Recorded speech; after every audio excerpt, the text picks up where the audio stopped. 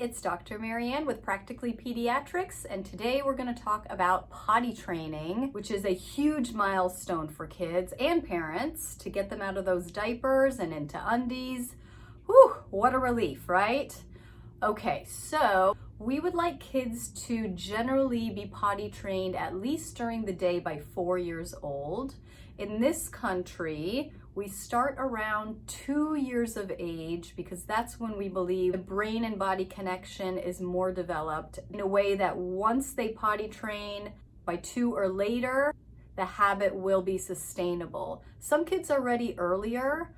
In other countries, they start at 9 months or 1 year, which is fantastic. If your child is receptive and showing interest in using the potty, by all means encourage them before 2 years of age. But some studies have found that the earlier you start, you might be able to potty train them. However, there is a higher likelihood of regression and going back to accidents and then having to retrain them. And that's a general statistic. Again, by all means, if your child is ready before 2, go for it.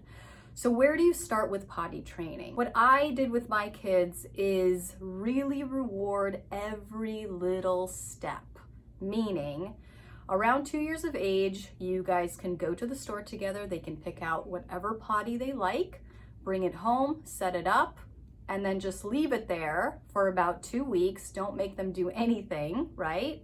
If they want to sit and play with the potty, encourage that. So we want them to get used to the potty being in the bathroom, the feeling of sitting on it. Now it comes time to actually do the training. So you're gonna reward the first step of them just sitting on the potty for 2-3 minutes with clothes on, no pressure, no expectation. If they can sit on the potty and quote unquote pretend to go, you can reward that. And when I say reward, you can pick the reward. I mean, usually I recommend going to the dollar store and just buying a bucket of cheap little prizes, stickers, stamps, whatever you want to do. In my house, we actually used M&Ms because my kids are very receptive to M&Ms. Eventually down the line, if they peed, they would get 1 M&M. If they pooped, they would get 2 M&Ms, but we're not there yet. So rewarding every step is important. Positive, positive, positive reinforcement. So just sitting on the potty is step 1. Do that for 2-3 weeks. And once they will consistently sit on the potty for 2-3 minutes, the next step would be taking the diaper off and having them sit for 2-3 minutes, timer on. You can sing songs, you can read a book, and once the timer is done, they did it, hooray, reward that. You do that for 2-3 weeks, a month even. Then we start to actually potty train. You are going to take them to the restroom every 45 minutes to an hour, especially for 2.5-year-olds. And just make them sit and encourage them to go. This is when you can give them a lot of water, so there is something more likely to come down than not. Some potty training experts will actually say to potty train with poop first because they obviously have more of a signal that they're pooping and you can rush them to the toilet. And of course, if they're already used to taking their diaper off and sitting, because we've rewarded that, they are more likely to just poop right there in the potty. And of course, once they actually poop or pee in the potty, the reward has to kind of be a little extra because they actually did it. We peed or pooped in the potty. So every 45 minutes an hour, take them to the potty. If we could make it to 5 minutes on the timer, that would be great. If nothing happens, reward them for the effort, and so on and so forth. Once they are staying dry for about 2 weeks straight and getting all their pees and all their poops in the potty, you can now leave the house in undies. They do sell kind of portable setup potties that you can kind of flip over. There's little baggies, kind of like the baggies you use for doggies when they poop. So even if you're in a store, in a parking lot, and they have to go, we have to be ready for them to keep the process going. And then they get to go pick out their new undies and they feel like they are really in control of the process. Now, if your child is cooperative, and then suddenly is resistant, or if they are resistant from the get-go, if they refuse to sit, they're crying, they're pushing back, you cannot show any emotion about it. Number 1, don't force them, don't coax them. If they don't want to do it, you literally have to back off for at least 2 weeks before you even try to get them to sit again. Obviously, if they want to do it again on their own a few days later, encourage that. If they don't, you really have to back off. This has to be a pressure-free process. The more you push, the more they're going to hold on purpose as a source of power and manipulation, so we don't want that. In pediatrics, we say we can't force anything to go into their body and we can't force anything to come out of their body. They are totally in control of that. So we need to give them the power and follow their lead cooperation-wise. Again, most kids will be able to hold their poop and pee throughout the day by 4 years of age. If your child is past 4 years of age and you're still having trouble, please talk to your pediatrician about that. We might have to rule out an underlying cause for daytime incontinence. So let's talk about bedwetting. Bedwetting is acceptable up until 6 years of age. So don't worry too much if you still have a 4-year-old that finally got dry during the day but is still wearing a pull-up at night. So what do we do if they are approaching, 5.5, 6 years old and there's no end in sight? My son was still wearing pull-ups at 5 years old, and I had to give him a little encouragement, we'll say. So the first step of nighttime dryness is really starting in the beginning of the day. So we're actually going to start in the morning and really practice fully keeping that bladder as empty as possible throughout the day, so it's less likely to overflow at night. So that means for an older child, let's say 4 or 5 years old, every couple hours, you have to make them stop what they're doing, whether they want to pee or poop or not. They have to go to the restroom and try to pee, give it a couple minutes, and I'm sure something will come out.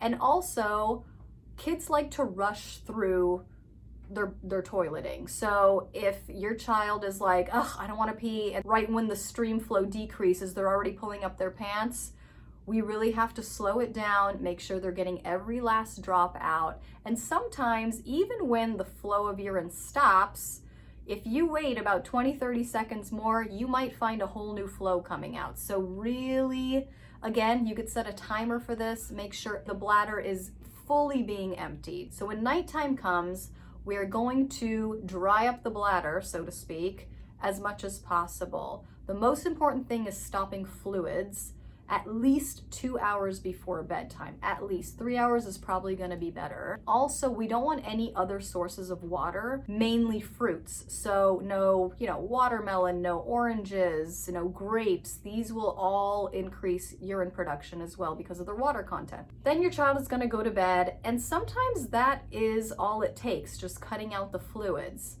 See the pattern once you do that. If your child is still waking up with a full pull-up in the morning, that's when you have to bring in phase 2. And we had to do this with our son, and it was very effective.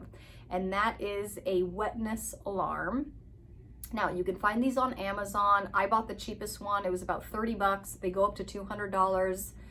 Our $30 one worked for us, so you do not have to break the bank with this. What it is it comes in a little pager, almost, a beeper, that you're going to clip to the collar of their PJs. And then there's a little wire with a little clip on the end of the wire. And that clip is gonna go on undies, so you're gonna take the pull-ups away.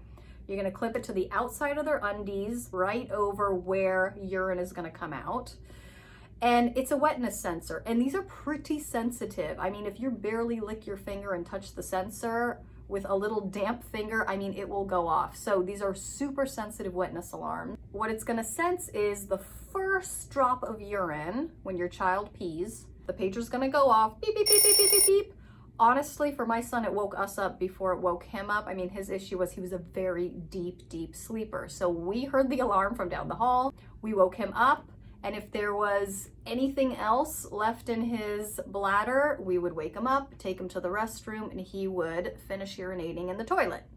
Now, the first few days, maybe even the first week, he was fully wetting himself. By the time we got to him, it was already out and it was done. We did a quick change at night, and then usually one more time in the night, there was another accident, and that's okay. That's okay for about the first week.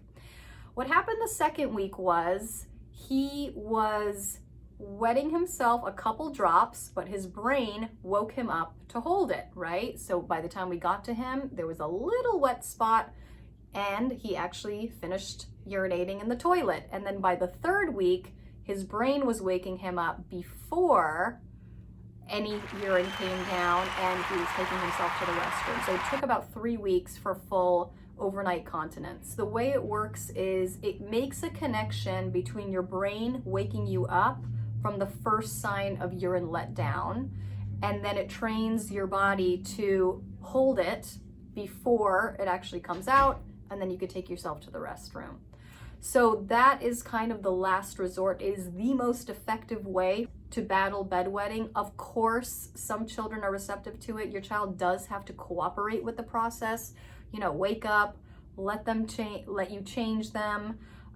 So some kids are really resistant to the process, and that's okay. There's a couple of reasons why sometimes even the alarm doesn't work. Number one, some kids just have a genetic predisposition to bedwetting. Usually after the age of 6, if I ask, there will be a family history of bedwetting until 7, 8, 9, sometimes 12, 13, 14 years old, and it just runs in the family. Okay, that's your genetics, but you could still cut out the fluids and still try the alarm anyway.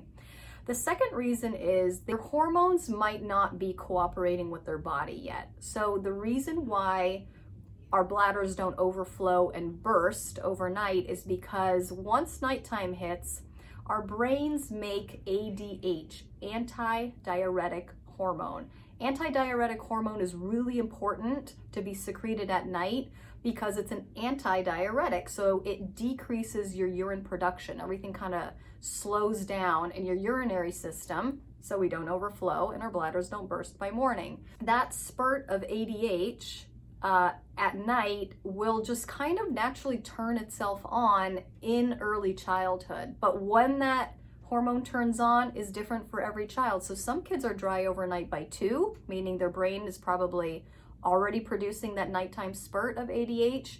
And sometimes that spurt doesn't happen until the age of 4, 5, 6. So it's okay. Don't give up on your child. It might not be their fault. One hindrance of potty training and actually bedwetting is constipation. So we really need to make sure the rectum and the colon is completely empty. This has to do with the position and the anatomy of your rectum. Your rectum sits here, and then right in front of it is the urinary system. So what happens is if your rectum and colon is fully full of stool, it will push on the urethra and stifle the flow of urine. So your child might not be able to fully empty the bladder as frequently as we like, and urine might be staying behind in the bladder, causing overflow. So we have to make sure their diet and their water intake is right to have really great soft daily bowel movements, hopefully, to really make sure that colon and rectum is fully empty, and that in turn will make potty training easier during the day and staying dry at night a little easier as well. All right, I hope that helps. Have a great day.